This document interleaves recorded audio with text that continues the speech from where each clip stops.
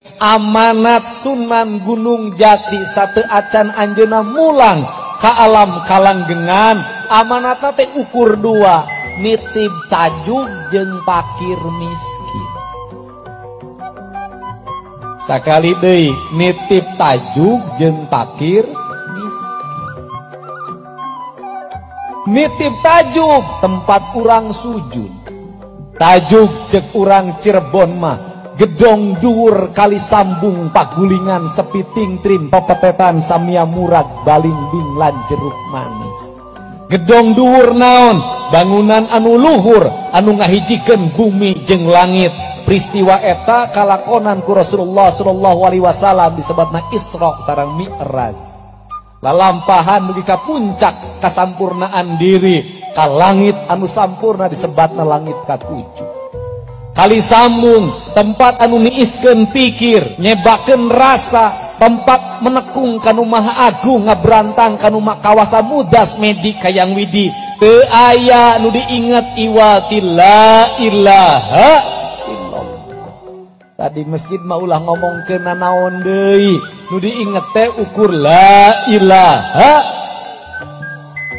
La ilaha illallah na kudu turun lain ti masjid hungkul. Turun di masjid anu la ilaha illallah, datang ke kantor desa, di desa nage la ilaha illallah. Di desa nate kerenyeun kebijakan naon ieu teh? Kabeh jalma miskin kudu didata nu bener. Eta teh data la ilaha. Eta jalma miskin teh engke kudu aya bagian beasna, engke aya bagian endogna, engke aya bagian dagingna. Eta teh la. Tapi sabalikna,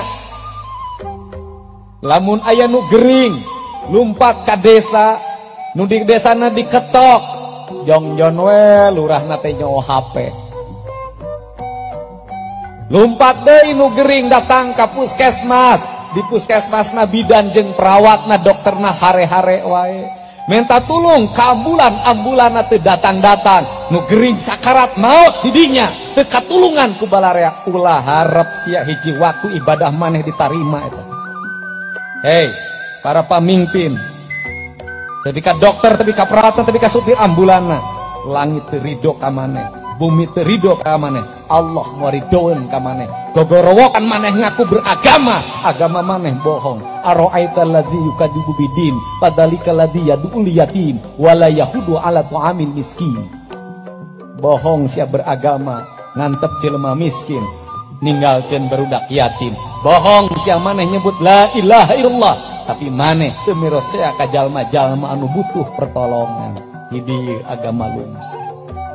Mantak pandangan simkuring nu disebat daerah beragama, daerah nu mana? Nu tertib masyarakatna, nu cekatan pamarentahna, nu ramah dokterna, nu ramah bidana, nu soleh barudakna. Di sakolana teu ngajarwalan buku, di sakolana teu ngaduikeun muridna, guru ikhlas ngajar ka muridna, murid nyaah ka guruna. Eta kuring pernah nulis ieu sair baheula, kuring nulis ieu sair tahun 2004. Naon sair kuring? Bumi manjing ka langitna, ti langit sea hujanna, lemur subur kota Bagda masjid jeung diri ngahiji.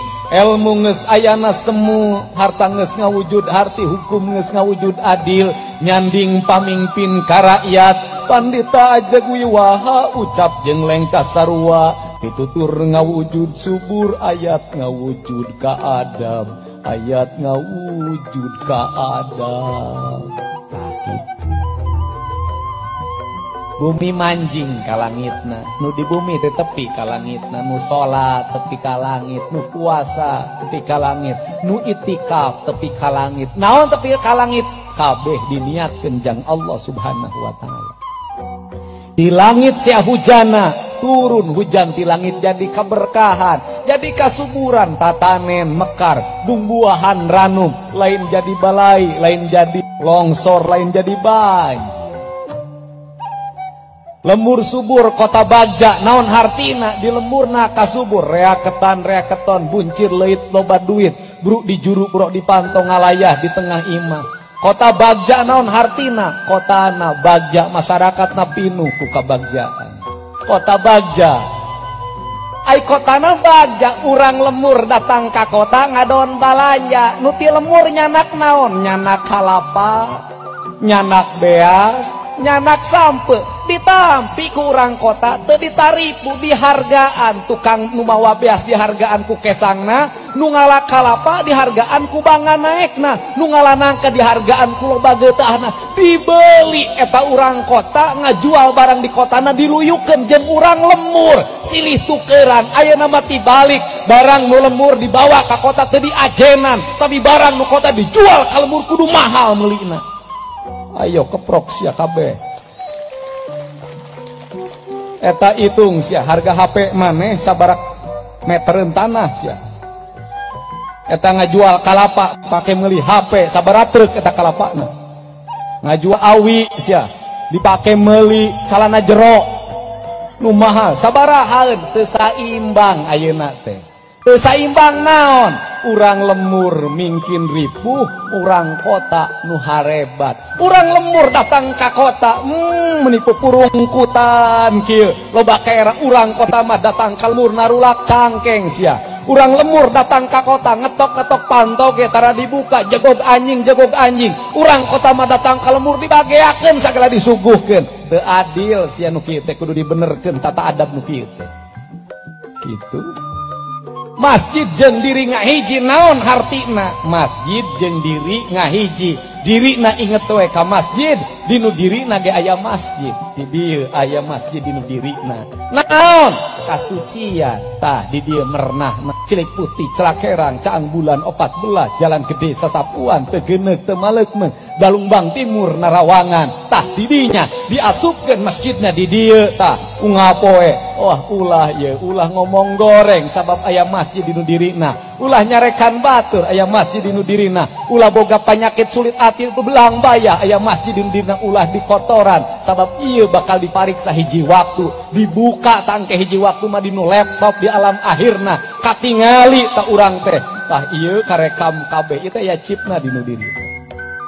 Masjid jeung diri ngahiji ilmu geus ayana semu naon hartina eta ilmu teh geus aya perilaku lain di lobaan cacaritaanana lain di lobaan hafalanana tapi di lobaan amal kahirupanana saeutik matri loba nyesa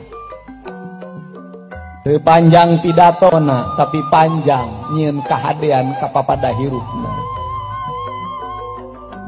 Ilmu geus ayana semu harta geus ngawujud harti. Hartana teh lain dijembreng-jembreng dihartikeun. Boga mobil lamun ngaliwat aya nu susah eureun heula nu naik ka pasar ditaekeun dianterkeun ta eta ngejo unggal poe eta kejo tara tepi ka tara nyesa dibikeun ka nu miskin memeh ngejo tingali heula tatangga ngejo atawa henteu tong waka ngahurungkeun kompor tatangga teu boga beas mah lahir we gagasan beas perelek teh pan eta tujuanna. Hukum geus ngawujud adil, geus teu nyaritakeun undang-undang, geus teu nyaritakeun pasal. Nu aya naon? Keadilan masyarakat. Teu aya nu maling, sepi paling sowong rampok. Nagara tentrem aman kertara harja. Itu. Adil nyanding pamimpin ka rakyat. Pamimpin jeung rakyat geus ngahiji teu bisa dipisahkeun. Sareundeut saigel sabobot sapihanean, kacai jadi saleuwi ka darat jadi saloga. Pandita Ajeg Wiwaha ucap jeung lengka sarua pitutur ngawujud subur ayat ngawujud ka adab.